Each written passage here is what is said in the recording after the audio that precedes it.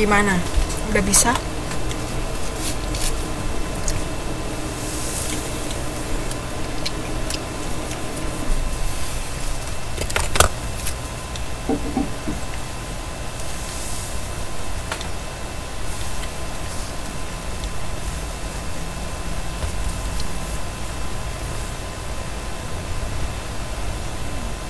Oke. Nah, ini dilakukan untuk semua interval kelas. Kan kita ada 8 nih. 8 kelas.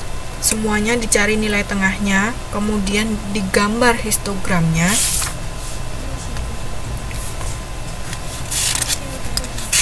Dicari titik tengahnya. Titik tengahnya nanti dihubungkan. Sama seperti yang ada di gambar ini. Kira-kira bisa kan? Berarti nanti kita ada 8 titik. 1, 2, 3, 4, 5, 6, 7, 8. Karena kita punya 8 kelas. Nah, masing-masing kelas itu dicari nilai tengahnya, kemudian dihubungkan. Itulah yang dinamakan polygon frekuensi. Sudah bisa ya? Oke. Nah, selanjutnya ada ogive, diagram yang dibuat dari frekuensi kumulatif. Nah, pada ogive ini sumbu horizontalnya tidak menggunakan titik tengah, tetapi menggunakan batas kelas nyata. Sedangkan pada sumbu vertikalnya digunakan frekuensi kumulatif. Sama, Mbak. Untuk poligon frekuensi tadi kan sudah saya hitung. Yang nyata dengan yang semu itu sama hasilnya. Jadi boleh dipakai yang mana saja. Yang mudah bagi teman-teman silahkan dipakai.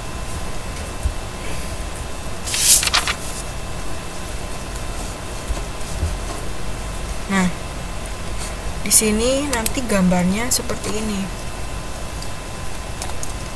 Itu dipakai nilai batas kelas nyata. Titik awalnya itu dimulai dari batas kelas nyata bawah kelas pertama. Berarti untuk soal kita itu berarti dimulai dari 32,5. Ya, kemudian setelah itu 41,5. Kemudian 50,5, naik terus ke atas.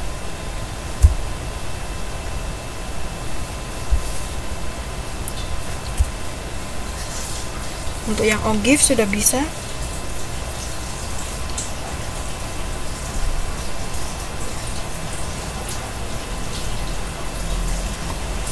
Untuk yang dicontoh kita kan, untuk yang 30,5, untuk yang kelas pertama itu ada 4 orang. Kemudian ke kelas kedua yaitu ada 5 orang. Jadi dia nanti naik.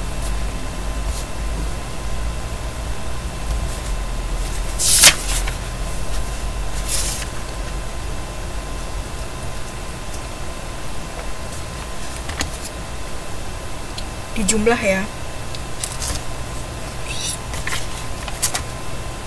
Untuk yang ogive sudah mengerti?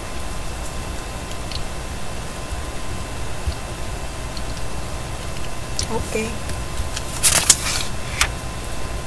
Nah, yang terakhir adalah stem and leaf, diagram batang daun yang digunakan untuk memperoleh informasi mengenai distribusi dari gugus data dan nilai-nilai pengamatan hasilnya. Diagram tersebut memuat semua data pengamatan yang ada dan hanya dapat digunakan pada data dengan skala rasio. Contohnya seperti ini. Kita mulai dengan langkah-langkahnya. Langkah yang pertama, pilih bilangan yang akan menjadi batang. Urutkan batangnya dari yang terkecil hingga terbesar. Kemudian buat garis vertikal yang memisahkan antara batang dengan daun. Kemudian untuk setiap nilai pengamatan, catat bilangan yang merupakan daun dari batang yang bersangkutan dan letakkan di sisi kanan batangnya. Kemudian susun urutan bilangan yang merupakan daun dari batang yang sama dalam urutan menaik. Nah, contohnya seperti ini. Coba untuk teman-teman di halaman 2.27 itu kan ada contoh soalnya. Silahkan dibuat stem and leaf-nya. Yang dinamakan stemnya itu berarti nilai puluhannya yang di depan. Ditulis dari yang terkecil sampai yang terbesar.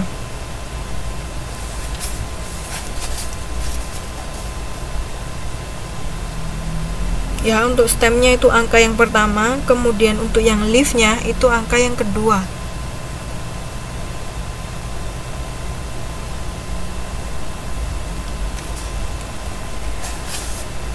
Sudah dilihat halaman 2.27.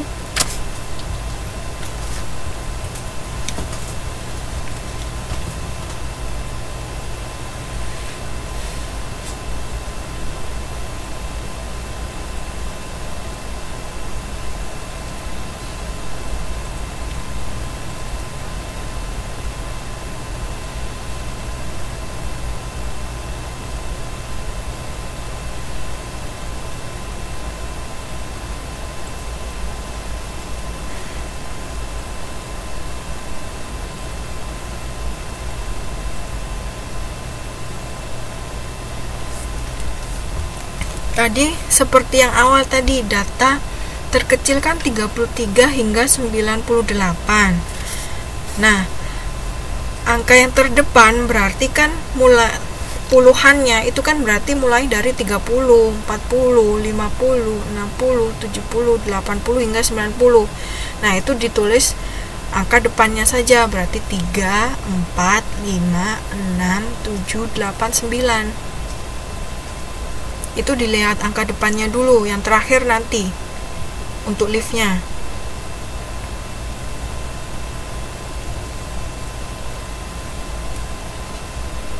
Ya, setelah itu baru untuk stem yang 3 itu ada berapa data. Tadi kan ada 4. Yang pertama ada 33, kemudian nilai 38 dua kali, kemudian nilai 39. Nah, itu ditulis secara acak dulu nggak apa-apa, tapi terakhir nanti harus diurutkan.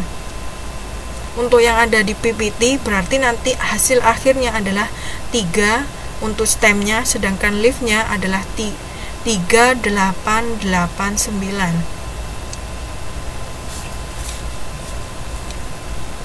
Sudah bisa? Oke, yang lainnya gimana?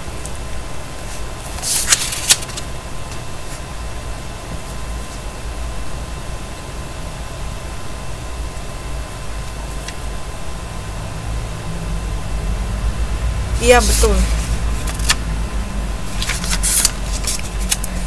Tapi nanti misalnya ratusan bisa loh ya. Pokoknya misalnya ada 100, 115, berarti nanti stemnya 11, leaf-nya 5. Nggak selalu puluhan, tergantung datanya.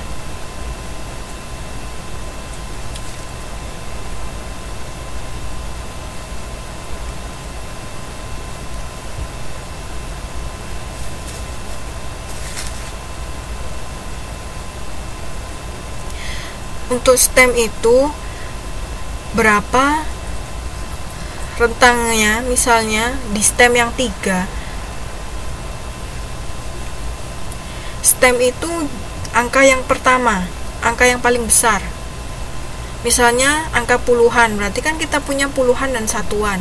Yang ditulis adalah puluhannya. Kemudian leaf-nya itu yang satuan. Ya, jumlah angka yang sama. Maksudnya gini, untuk stem 3 itu ada berapa anggota. Misalnya ada 4, seperti yang dicontoh. Dia kan ada 33.